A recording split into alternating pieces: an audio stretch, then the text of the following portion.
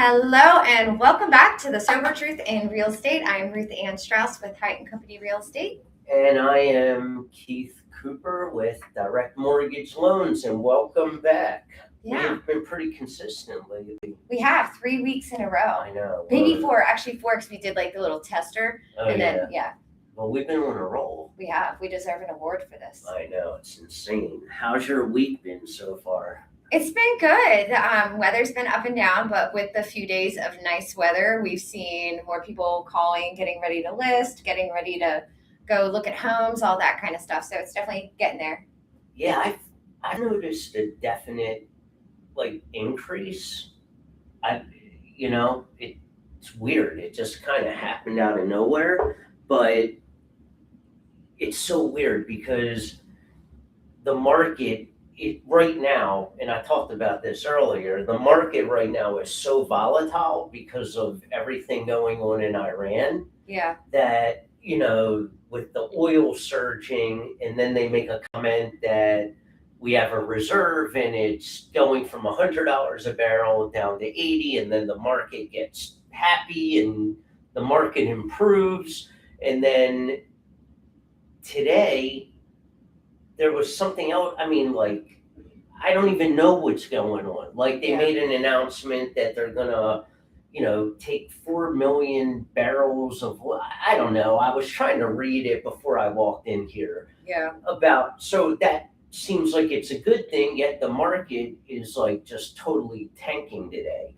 So it's like today's rate is not tomorrow's rate, is what I try to tell everybody. But it's still better than a couple years ago. And that's the main thing. People are like, oh, the rates are going up again. Well, sure. Yeah. But they're not at 8% or Exactly. 7.5% when they've gone up. Look, a government loan you can still get in the fives, upper fives. Conventional, you might be in the low to mid sixes. So they have ticked up a little, but when you look up the average mortgage rate and it's saying 6.3, 6.4, and then you get these goofy letters in the mail saying, call me for a 4% rate. Yeah, how many points do you have to buy for Right, that? don't believe the hype because it's charging you out of the wazoo, or they're putting you into some arm loan that, it's just, I'll go back to what we used to say, date the rate and marry the house, because the rates will eventually start to fall. Exactly. For the people watching, can you tell them really quickly what is an ARM rate? Oh, sorry. So or an ARM mortgage? Right. So most people, when they buy a home, they get a fixed 30-year mortgage. Right. Well, they do offer what's called adjustable rate mortgages. So, you can get a loan where the amortization or the loan is spread out over 30 years, but the rate is only fixed for maybe 3, 5, 7, or 10 years. Now, I don't want to get all involved in the benefits and all that stuff, but that's a good basic. Right, but the benefit within, I don't mind if people are interested in a government arm, because let's say, for instance, your start rate is 5.5, right? And it's fixed for 5 years. Well, after year 5, that rate can go as low as 4.5, or it can go up to 6.5. That's it. Now, based off of what you're going to owe in those 5 years, after those 5 years have elapsed, if you've done nothing and let that rate adjust, even if it goes to 6.5, your payment will maybe go up like $20, if that, because you've paid so much off. Now, if you're doing a conventional arm, and let's say your rate's fixed at, same thing, 5.5 for 5, 7, or 10 years, the issue is when that rate adjusts, if you're at 5.5, your first adjustment might take you to 7.5. Oof. And that's all the things that went bad, because with a government loan, you're never stuck, right? You can always streamline out of it where you don't need an appraisal. But God forbid your value goes down, or you lost some equity and you're in a conventional loan, they used to sell these 228 arms where the rate was fixed for 2 years and then it would go up 2 points, 3 points. Yeah. That's why everybody in '08 was doing not bankruptcy, they were doing foreclosure, short sales, because They got into those loans. they were couldn't fixed for pay it. 2 years. Yeah. And then when the values all started going backwards and the rate went up from 6 to 8, they couldn't make the payment and they couldn't refinance out of it. Yeah. But if you're in a government loan, And that's, clarify that government loan, is that FHA? yeah, FBA? FHA or VA. Got it, If you're okay. in one of those loans, even if the value went backwards $100,000, you're never going to be stuck to where you can't do anything, because you can, as long as you're current on the loan, you can streamline, which is no income documentation, no appraisal, no nothing. Yeah. So in those cases, yeah, it might make more sense because you are getting a lower rate. And then, God forbid, even if the value went haywire, you're never stuck to where you can't get out of it. Okay. So that's just that on ARMs or adjustable rate loans versus, fixed rate. I mean, obviously everybody should be aiming to a fixed rate Right. loan. You know what your rate's going to be for the Unless- rest of those 30 years Right. until you refinance. Now, there are people that are buying their first home or whatever and they know, I'm buying this home and I will not be here in 5 years. Yeah. In that case, well, okay, Get that if you lower know rate. you're gone, Yeah. there's no chance of you staying or Like military keeping it- personnel, yeah. they're going to get moved every 3-4 Right. years. Why not? Exactly. So why not maybe go for the lower rate if you can? Okay. But- So since we're talking about that, especially with the first time home buyers, which is what we wanted to talk about today. Right. We're kind of No, we always do. segueing into our That's how we topic roll. here. Right. What I have a case study, clients that are looking at a VA loan. They're looking at an ARM and they're going back and forth trying to decide, do they want the ARM or do they want the fixed? We're trying to figure out with a VA loan, are they able to do what you've said about a recast? So tell the people watching, what is a recast of a loan? What does that mean? So when you do a recast, unfortunately, you can only do it on a conventional loan. Okay. So if you're doing a recast, and let's say you buy a house for $300,000 and you put the very minimum down just to get into the home. Right. And then 6 months later you sell your home and now you have $100,000 that you netted from the sale. Gotcha. Well, if you wanted to take that $100,000 and throw it down on the principal balance, normally the only thing that happens is your balance goes down and your time kind of recalibrates. Right. But your payment stays the same. But your payment will stay the same. Just like on a car, if you throw extra down, your payment doesn't go down, but Right. you're paying it off quicker. Same concept. So what they've done is, and you're allowed to do it one time per loan you have. So in that situation, if you have $100,000 and you decide, hey, I want to throw it down on principal, you're allowed to do what's called a recast of not only the balance and the term, but also the payment. So for instance, if you throw $100,000 down, not only will the balance go down, but also your payment would go down accordingly, which is maybe $500 in that case. But on a government loan, you cannot do a recast, but again, same situation, you buy, then you sell, right? And you have money sitting there. Yeah. Well, yes, you can't do a recast, but like I said, you can do one of those streamlined VA interest rate reduction loan refinances where, again, there's no appraisal, there's no income documents, there's no bank statements. It's literally just streamlined. Now you are setting up a new loan, but the closing costs are so minimal. Yeah. And then you set up your new loan and you have $100,000, you just bring that to the table and now you've basically done the same thing. So you've done like a refinance without having to go back through all the paperwork. Well, you got to go through, there is paperwork, Some, but it's yeah. such an easy loan. Like you're not waiting on an appraisal. You're not worried about if your income is to the penny or whatever it may be. As long as you're current on the loan, you can refinance and you're basically just lowering your rate. Yeah, there is paperwork because it's a new loan, but it's so simple and easy. Okay. So, with the first time home buyers, like what is the loan that you would kind of recommend to all of them? Is it going to always be that 30-year fixed? Well, yeah, here's the thing, and this is what I always try to ask even move up buyers or move down buyers if they haven't purchased in a while.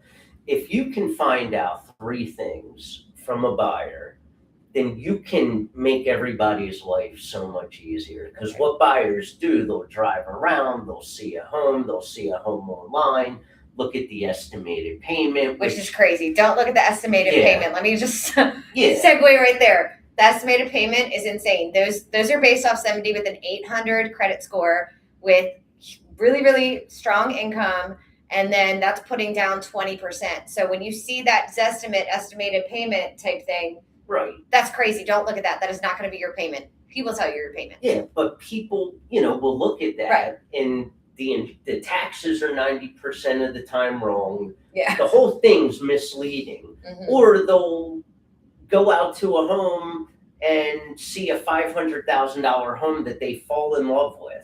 And then you've taken them out 6 times, and then they talk to a lender and say, well, you are approved, but here's the payment. And they don't know.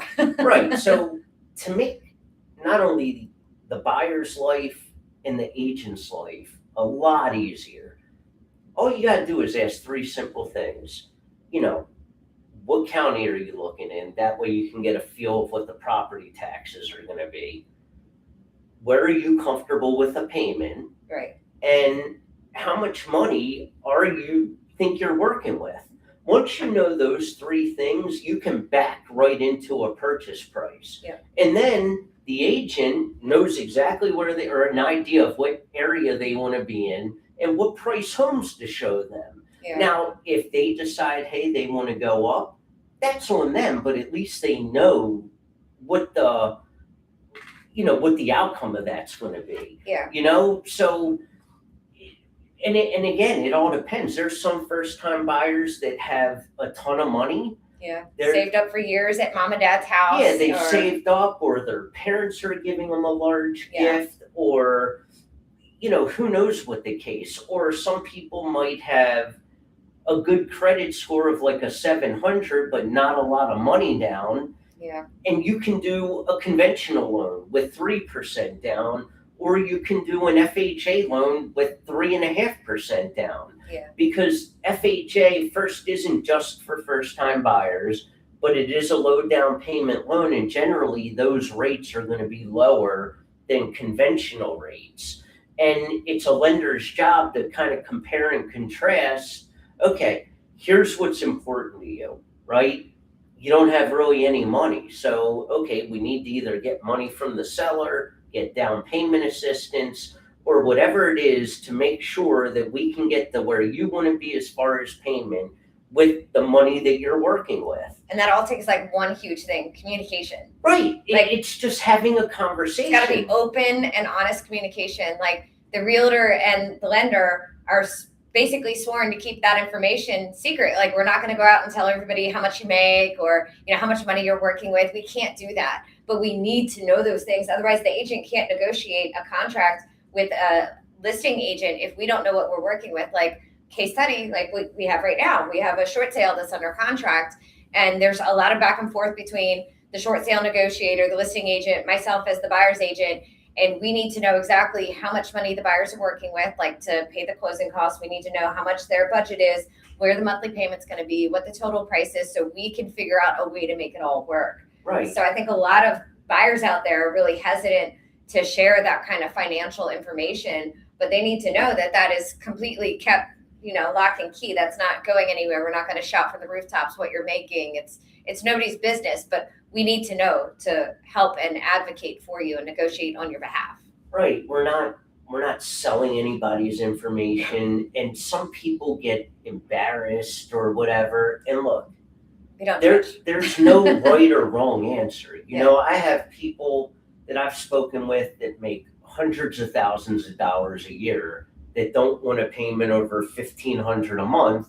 And then you speak to someone that makes 80 grand a year and they're okay with a $3,000 payment. Yeah. So there's no right or wrong answer, but it's a lot better than you just submitting some documents through a portal and then having somebody in a week sometimes spit a pre-approval letter back. Because they don't know. It just tells you here you're pre-approved up to here. It doesn't tell you what the payment is, Yep. how much money you need, or anything. And we see that with banks all the time. I have so many buyers that I meet with that are like, oh, here's my pre-approval letter. And I take it and I start reading it. I'm like, well, no, this is a pre-qualification. They're going based off you saying that your credit score Right. is a 700. They're going off you saying that your income is 70,000 a year, and you saying that this is all true and factual. But they're not giving a payment. They're not giving a rate. They're not giving any of those kinds of things. So the buyer always thinks, well, it says on here pre-approved for 500,000. It's like, whoo, let's talk about that though. Like, Right. And plus a lot of buyers don't realize that they might have other income that's usable that somebody like you would find out for them. Like, Right. oh, you're getting alimony. Okay, well, we can add that to your income. Oh, you have another property that you rent out. Well, shoot, there's income.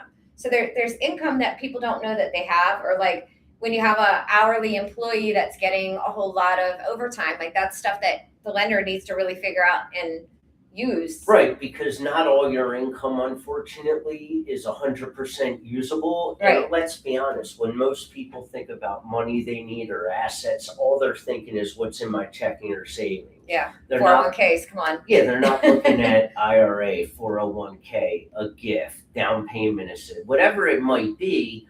But, you know, it's also, you bring up credit. Credit is made to be ran, right? Yeah. Nobody wants their credit run. It's Everybody frightening. wants The hard pull word. Don't say the hard Yeah, pull. They want a soft pull. They don't want Yeah. this. Well, here's the reality. And we kind of touched on this. Every industry has different algorithms that they look Yeah. at. So if you go buy a car, your credit's going to look way different than if a lender pulls it. Because when you're buying a car or looking at Credit Karma, all they're really doing is just looking at one-time payments. Right. That if you ever been late. Total then- credit limit. Yeah, and then when a lender looks at it, they're looking at, besides that stuff, they're looking at your utilization and collections and things like that. So your best bet, and look, if a lender, a normal lender is doing a soft pull, there's no difference. They're still going to get your 3 mortgage scores, and it's going to appear that way whether they do a soft pull, a hard pull, whatever it is. Especially if they've never had their credit run by a lender, they have no idea where it is. So don't be afraid to have a lender look at your credit.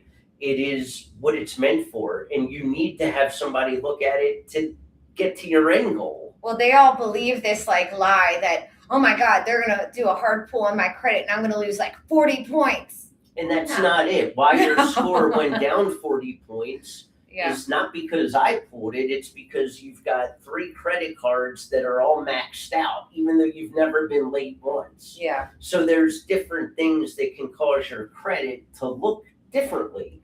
But a lot of times it's an easy fix. I talked to 2 people today. One got their credit from a 630 to a 676. Another guy just was talking to got his credit from like a 620 to a 660. So be careful about these credit repair companies. Oh yeah. Charge you a lot of money and don't do anything that you can't do yourself. Yeah, they're charging you money, or they're telling you to stop paying on your credit cards, which is Crazy. mind-boggling. Yeah. Because that's just destroying your credit. Yeah. It's not helping you at all. The only thing that shocked me was like, I didn't understand this before real estate. And, I'd be like, oh, let me just pay off and close that account out. Oh, no. I learned a hard lesson. Yeah. That actually made my credit score drop because of that. Because they're also looking at like the number of accounts you have and what different types of accounts you have. When you look at like Credit Karma and it's guiding you on that, it's like 10 accounts or more is a good thing, because now the credit companies know how you actually behave. They can't base your behavior off your one credit card, but they can base it off your personal loan, your automobile loan, your mortgage, your consumer Right. credit cards, all of that makes a stronger, bigger picture than like one card will show them. So like Yeah, it's like weird things like that. yeah, like normally if you have a couple to a few trade lines, that's going to be more than enough to establish your score. Now, Yeah. what happens is people, they think, oh, I'm going to pay my car off and my credit's going to go up 50 points. I did it last year. Right. So unfortunately, you're paying off an installment loan. Yeah. Like there's different types of liabilities. You have your installment debt, which is fixed for a period of time. And then you have your revolving debt, which is like a credit card or a revolving line of credit. Well, if you're paying off a car just to pay it off because you think you're going to improve your credit, well, anytime you open or close an account, it'll Hurts. ding you. Yeah. So if you don't have to pay off the car, do it after if you have to pay off your car to get your debt ratio down, let them pull the credit first, Then pay it. then pay it off, and then we'll get a supplement showing it's paid off. Okay. That way it won't hurt your score. And Good facts. Yeah, and then with revolving debt, like credit cards, you pay it off, but you don't close the account. Yeah, so if you want to pay it down to 0, do that. Pay it down to 20%, you'll get the same result. Just don't close it and don't open new stuff if you know you're making a home purchase, because that stuff will ding your scores. A lot of people don't know that. They think, oh, I'm going to pay this, student loan off and my score is going to go up 30 points. Well, it really just hurt it because now you're closing an account. Yeah. So there's a lot to, and this is not even just for first time buyers, but it's for any buyer that's going to buy a home, because again, until a lender actually looks at your credit, you're not going to really know what it is, what the score is. Right. And then the bigger thing, especially for first time home buyers, is it's not even about that purchase price. It's about that monthly payment, because you and I talk about that all the time. Yeah. Like we have our current clients that we have been going back and forth with negotiations. And when they saw the payment go up on a different price, they were like, no, that goes above our cutoff. So it's like that they have to understand that even though you're pre-approved for that much, you might only want to spend so much because you want to go on vacations. You want to make sure you have a little extra cushion in there, because being a homeowner, especially first-time homeowners, they learn the hard way. Things pop up. And unlike in a rental, when something breaks, guess who's paying to replace it? You are. Like, Right. and it's unforeseen things like that. So when they buy at the top of their budget and now their dishwasher goes up, they're like freaking out and stressed out. So that's why it's utterly important to go find out the payment. What is the comfortable payment for you before you just go and say, oh, well, I'm pre-approved for $400. Let's buy it $400. Right. And just to piggyback on that, what I always tell buyers is, look, your credit, all that it tells me is if you have auto loans, student loans, credit cards, doesn't, like you mentioned, it doesn't say how often you like to travel or go out to eat or shop or whatever it might be. Only the buyer knows that. Right. So that's why I always want to get to a comfort level, and then it's up to the buyer. It should never be up to the lender or realtor, well, you need to go up or you need to do this. It's where are you comfortable? That's really what matters, regardless of what anyone else is saying. Yeah. And if your realtor's telling you that, get a new realtor. Right. I always tell my clients, I'm like, are you comfortable with that? Like, I don't care what you do. Just tell me, because I want you to be happy in 6 months. I don't want to get a phone call in 6 months that you need to sell because you can't afford your home. Yeah. I have a guy right now, he bought almost 3 years ago, and he bought like a $650 some thousand house. The payments like over $5,000. And now they decide they want to sell and they don't want a payment over $3,000. Don't blame them. So it's like everybody has their own niches that they want. They have their own needs and wants. Everybody's different. That's why, people call me and say, well, my brother bought or my uncle's best friend bought. Who cares what your family did? Right. Your friends did. Every buyer, every loan is different. Yeah. Because everybody has different needs and wants. Different incomes, different credit scores. Right. They're going to have different rates. They're different wants and needs. Just like every house isn't made perfectly and everybody wants that exact same house. There's different houses for a reason because people have different taste. Exactly. There's, that's why I say there's no right or wrong answer in what somebody may want to do, but honest answers are helpful. yeah, and that's why it's important to be honest with Yeah. your lender and listen to the questions they're asking and really think about it, because people, like, I'll ask people, where are you comfortable with the payment? And they're like, I haven't even thought about it.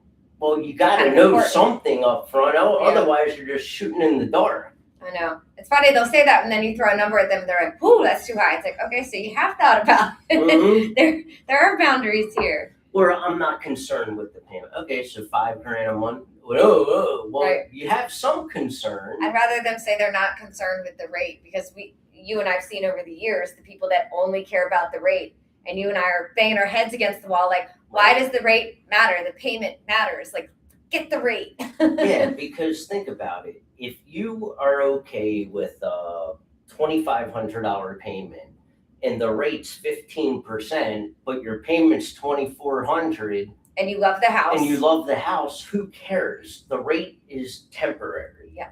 At some point, you're going to either sell, refinance, or whatever it might be. But don't worry so much about the rate. Worry more about getting to where you want your payment to be. Right, or where you want to live. So many people get stuck on those numbers, and like I have to remind them of the why. Why are we doing this in the first place? Oh, you wanted your kids in the school district. So let's let go of that whole rate thing. Do you want your kids in that school district? Okay, let's go. Yeah, look, the rate will work itself out, but if your lender can get you to your comfort level on payment, that's the main thing. If the payment's right and you have enough money to do it, yeah, the rate is important, but it'll work itself out. Don't get so hung up on the rate, because you don't pay your bills. Technically you do, but you're paying your bills with cash based off of what the payment is. Nobody cares what the rate is. Yeah. So if you're comfortable with it, that's all that matters. Yeah. Lots for first-time homebuyers to think about. Yeah, there really is, because it is an exciting time, but it can be, it can get stressful. It can get overwhelming. But again, prep. We talked last time about prep. If they're prepping, getting all of these documents, doing their homework, asking questions about these kinds of things, and they get all of that information, it is so much less stressful for a first-time homebuyer because they get it. And they're like, all right, we're going to let you two handle it and do your jobs. Here's what we need. Here's what we want. Here's our boundaries. Go do your thing. And that's when you and I flourish. Right. Versus coming in and just talking to a realtor. Oh, I saw this. I like that. I like that. And you're driving across the state. Yeah. All right, well, let's narrow it down to a place and a payment, right? And it'll make all our lives easier, because the realtor who is out driving, showing homes, isn't wasting all their gas driving from one end to the other end. They know they're in the right area where the buyer wants to be, and the houses that you're showing them, based off of what the lender said, should put your payment right where you want. Now, if you don't see anything you like here, well, then maybe we pivot and we're okay going up another $100. It might open up a whole new world.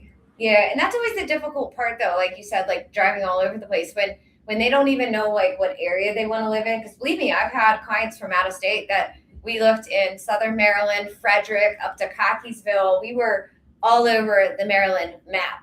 And one of the things that I had to remind them is like, sure, you might like this house over here, but do you like the area? So my homework task for them was do a day trip. I want you to go spend time in each of those areas, checking out shopping, local malls, local parks. You're about to have a kid. Go check out the area, not so much the house. Then tell me which area. And they ended up being like, all right, we love the feel of Southern Maryland. All right, now I can work with you. Right. It's really hard to express that with people. Yeah, and people it's almost like they're afraid, not afraid, but they don't want to feel like but that's our job. We're asking you these questions. Because we've done this. Not just to be a pain in the butt, but we're asking to make the whole process a little bit easier and smoother for you. Well, they get fixated on a certain house they saw online, and it's like, we can find a house like that in any area. Pick the area first. Like, Right, but then if It's you hard. get, and that's the problem, people get fixated on a home, and then every other home, they're doesn't measure up. comparing to Yeah, that. that's hard. And that's the problem when they're approved for that home, but the payment isn't where they want it to be. So now every other home, oh, but it's not like that one, and it's not Right. like, But you can't even compare across counties either, because like, let's say a house in Howard County versus Calvert County, same home purchase price, it's going to be a different monthly payment because of taxes being so different from Howard County versus like Calvert County. Or you and I had VA buyers where it's like their a lot was based off the income of the area. I don't know if you remember that one, but it made a huge difference in payment. Like their purchase power was different in one county versus another county. So there's like so many different factors in that. And that's why it's not like the realtor's necessarily just trying to protect our time or our gas money. There's a lot that goes into this, and you just got to entrust that we're doing this for a reason. We're asking you to pick at least a county for a reason, because we know that there's these other factors that are going to change everything when you're looking over county lines or state lines. Right, and people think, oh, I'm going to buy a house today, and they're like, okay, I'm going to find a realtor and then go look at a house, and that's it. It's just so much. I mean, again, you're buying. Most people, it's the largest purchase that you'll ever have. Yeah. And like you said, like if you're approved at $250,000, and that keeps your payment comfortable, and you're looking in the city. Yeah. Well, in the county, because the taxes are so much higher, in the county, you might be able to get more house than in the city. Than you could in the city. You could go up in price. Like, absolutely. There's so many different things to consider, because like I'll ask people, what area do you want to be in? And they'll be like, I'm not sure, I'm thinking this county versus this county. And then you can say, well, over here, you're probably going to find lower property taxes. Yeah. And people will remember that when they're out looking at homes. So, it's like I always say, knowledge truly is power. Oh, yeah. And when you're buying a home, it's huge. It's not like just going to the rack, picking up a shirt. Hey, I like it. It's the right size. Let's go home. Yeah. It's a process, and it's huge not differences. Yeah, it's not going to happen over. It might take a few times to go out and find the right place. Of course it will, but it's so much less of your time, stress, and falling in love with homes, and then realizing you can't get them when you do that prep work. When you talk to the lender and really figure out which county, which area. Like I've had clients that are looking in both Maryland and Pennsylvania, and there's a huge tax difference. So like, this house in Maryland right across the Pennsylvania line is $100,000 less, but guess what? Your taxes are like, way, way more, because they have the school tax, the county tax, the local tax, they have all these different taxes that make your monthly payment about the same, even though the price of the home is a lot cheaper. So there's a lot of things that factor into it. People really got to know all that information up front before they just go and say, oh, hey, I can buy that house because it's so much cheaper than Maryland. The payment's still going to be the same. I get people all the time. They're like, oh, I can't find anything in Maryland. I'm going to go over the line. Why is that? Because I'm going to get more house. And I'm like, well, if you're looking at $250 in Maryland, you might want to reconsider when you get the PA, because, like you said, the school tax is ridiculous. Yeah. So the grass isn't always greener. Yeah. We're not putting Pennsylvania down. Yeah, no, not it's at all. It's just the facts. The facts are. It's just facts that Pennsylvania as a state has a school tax, which it's pretty high. They have great schools, and there's a reason. But a lot of different counties, even in your own state, differ tremendously. Yeah. That's why I use Calvert and Howard as examples, because it's night and day. Right. Like, I talk about this one story. It happened like a year or two ago. A buyer got approved for like $500. They found a home, and then they decided to get a second opinion, and they talked to me, and I said, and they went under contract, and I said, oh, congratulations, that's awesome. I was like, just out of curiosity, did the credit union ever tell you what your payment was? Oh, And they're like, no. And I'm like, well, what, have you thought about where you wanted a payment? And they said, oh yeah, we want to be here, which was not happening on this house. oh. And then I said, and how much money were you working with? And they said, well, we have X. And they needed a lot more than that. And again, if you're not told anything, you could set yourself up for Losing a lot your of EMD, your time, losing money, yeah. heartache, time. It's Yeah. just take the extra step. Yeah. And block out some time and get a proper pre-approval. It'll save them so much time on the back end too. Like if you do all that stuff up front, you're going to save time out doing showings, looking at homes you don't actually want to buy. You're going to save a lot of time with back and forth, maybe going under contract and having to come out. Like there's just so much to it that they don't realize. Right, because once a lender, like after I talk to a buyer and I get all their ducks in a row, their I's dotted, their T's crossed, and I find out exactly where they want to be, well, then I immediately call the agent. All right, here's what they want. They want to be in blank county. They don't want a payment over 2, and they have $25K to work with. I think their sweet spot's right around 280, whatever the number is. Then the realtor has all the information they could possibly need all that too. When they call the buyer, they're like, all right, I found 5 homes in this part of Baltimore County, no more than 280.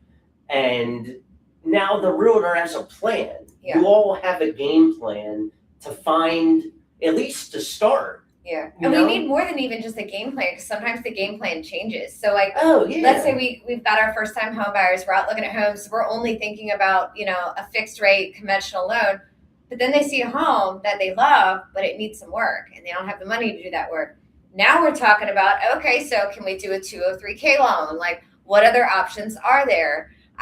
Or just depending on the situation, you can now raise the purchase price and ask for seller concessions to help with your closing costs, leaving more money in your pocket to do those repairs. So like all of that information is so important to have, because then we can shift as the goal changes. If the goal changes a little bit, since we have all of that, we can now shift and say, okay, so we're going to do this. Here's our new game plan. Like right. That stuff happens all the time. Yeah, but at least you have like a benchmark. You have a base, and then okay, well, we can build off of that, right? Like if we got a pivot, or you decide, hey, I'm willing to go, or I got another 10 grand. Okay, well now we can go up to here. But again, all the areas stays the same. Yeah. The payment that you wanted, all that stays the same, but now we can go up. Or whatever it might be, but the more information a lender and their realtor partner have, it's just going to make everything just run 10 times smoother. I know, it's like a superhero. Those are the powers you give us. And the more powers we have, the more superhero we are. Like we need all of this information to give us the power to negotiate, to figure things out, to make new game plans, to pivot, to do all the stuff. Like it all just really helps a lot. Like the perfect scenario with first time home buyers is coming to us with all of your documents, your income, your equity, your credit, like everything you may have, all of that together, and building us a picture of that, knowing your location, knowing what type of house in general you're looking for, because people change that. We go out looking for a single family home all day long and they find this townhouse they love. So you never know exactly what you're going to end up shifting to, but all of that information makes it so much easier for you and I to make that shift, to be like, okay, now we don't have to sit down and come up with a whole new game plan.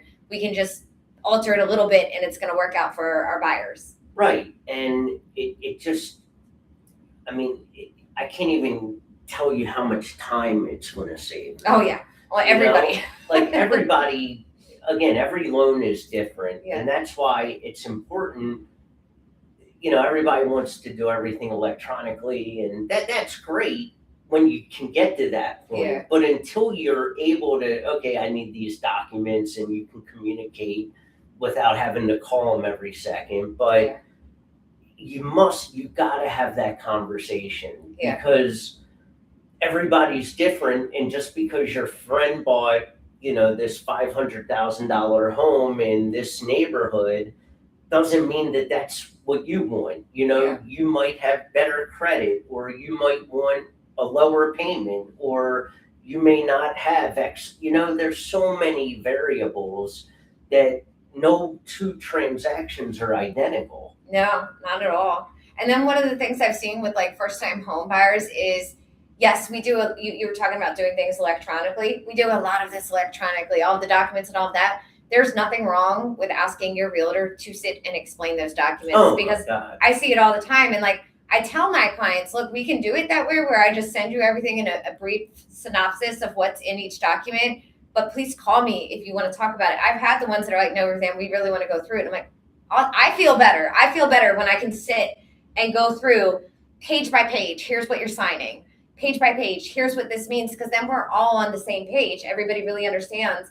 I feel like a lot of times the first time home buyers, or any home buyers for that matter, are signing the documents electronically. They're really not really reading it. Like I have the ones that do, and they'll call me, hey, Ruth Ann, page 3, line 34. What is this? And I'm like, okay, cool. Let me explain that to you. But I feel like so many get pressured by their agent. Oh, just sign this. Just sign this. We got it. We talked about this. Just sign this. It's like, no. And that's ask the questions. Right. Like, because when you're doing that, people get this impression that, all right, why don't they want me to read? What is shady? And then you start having negative doubts, and then there's no trust, and then the whole deal just falls apart for whatever reason. That they remember better. When I'm sitting with my clients and I'm going through the contract, I'm like, hey, we have 5 days to turn in the earnest money deposit. Let me explain to you how those days are counted. Today is 0, tomorrow is 1, 2.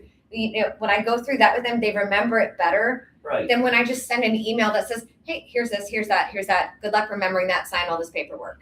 Yeah, and people, whether they believe it or not, the more they know, the better off they're going to be. Yeah. And I find that once they do start communicating, they feel better, they loosen up, they'll ask questions, which is, the more involved all parties are, that also makes it a lot easier. I had the best one ever last night. People I know, I'm not going to name names or drop any hints, but people I know are selling a home off market to other people they know as the buyers, and the buyers are unrepresented, and I'm representing the seller. And myself, the sellers and buyers sat down at a table last night and hashed out all of the paperwork together. It took a few hours, but I felt good because everybody understood everything at the end of it. Everybody understood what their roles were and how it all came together and what everybody needed to do. So like that in-person stuff, especially for a first-time home buyer, is like uber important. I feel like people just they appreciate it. Like they feel like it takes sometimes forever to get them on the phone, or they're playing phone tag, and it's because they some people feel like they're going to be embarrassed because they don't know. But again, we don't expect people to know anything. No. Just like I'm not going to go, build an engine because I saw a YouTube video on buying a car. Exactly. I tell my clients, like the first 3 months that I was a licensed realtor, I refused to speak to a client or a lead because I needed to use those 3 months to learn all of our contracts. And that's what I sat and did. Right. I would pull out one of the contracts, and believe me, for Maryland, we have a main contract and about 13, 14 different addendums that go with it. Right. So I sat first day with the main contract and just read line by line, and then I paraphrased it, put it all in writing, the like paraphrasing of these contracts, so that I really knew them enough that if my clients had a question, I could be, oh, here's what it means. And like that knowledge was power. Oh. And I tell my clients, you didn't spend 3 months reading these. I did. This is why you're okay to ask me questions. I can't expect you to know all these things. Right. Like people come to us because they want guidance, but that's great. But you also got to take our advice, listen. And look, I like to give options. I don't like to pigeonhole people, but to kind of wrap this whole thing up with first-time buyers is ask questions, and trust in the process. And think about, where do you want your payment? How much money are you working with? And where do you want to be? I'm telling you, those 3 things, it's going to make everybody's life simple. It's not that complicated, but people get all caught up in, well, what's the max I can buy? Well, who cares? Don't buy unless you want to frame it and brag about it. You know, because most people don't want to buy at their max because they don't want a payment that high. And if you want to frame it and brag about it, just go into Canva and create your own Right. pre-approval Here letter. you go. Go ahead and frame it. You're good to go up to $1 million. Right, but right. you Have fun would with not want that payment. No. Mm-mm. So, No. yeah, first time buyers, it's a lot, but they make up a big pool of buyers. And it's important that they really know what they're getting into. And it's not scary, it is exciting, but it can be a little overwhelming. That's why you got to Over here. speak and talk to people. Yeah. And we try to take that stress away and that Yeah, overwhelming I feeling. think we do, and I think we're we good do at a pretty good job of it. Yeah, I eat everybody else's stress. So like I let my clients sleep well at night. Half the time they have no idea that things are on fire, and I'm putting out all the fires, and I just let them sleep well, Right. thinking everything is good and kosher. And until it actually is a problem, they don't know about it. When it becomes a problem, then it's a problem, and then I'm going to let them know, hey, here's what's going on. But I mean, I've also had the ones that love stress and thrive off it and want to know every little detail of what's going on. I'm like, sure, if that's what you want. Right. I'd rather no news is good news, Yep. and that's the way it should go. But yeah, if you're a first time buyer, just, ask questions and think about what your goals are with buying a home, and it's just going to help. And Yeah, I think we might have a guest next week. we do. Oh, we do. We have a guest next week. Oh. It is Amanda Milholland. Our office administrator is going to be with us to talk about how to choose a brokerage, what's important in choosing a brokerage, all that kind of stuff. Yeah, so we're going to go a little bit more agent focused next week. All right. Yeah, so I got her on the books, and then I'm thinking we have the CEO of HCAR, Howard County Association of Realtors, would like to hop on our podcast. So I'm going to try to get her on in the next month. And then our brokerage brokers here would like to hop on too. So Right. So we got guests coming up. A lot of knowledge and a lot of information. Please email us, call us if you have questions or just want to shoot the poop. But, I'm censoring us. Right. But thank you very much for joining us. I think this was a lot of information. It was a lot in a short period of time. So go soak that in, people. Rewatch this if you need to, and call us with any questions. Thank you, guys. Yeah. See you next week. Bye. Peace. That was good. There we go. I thought that was good. It was good.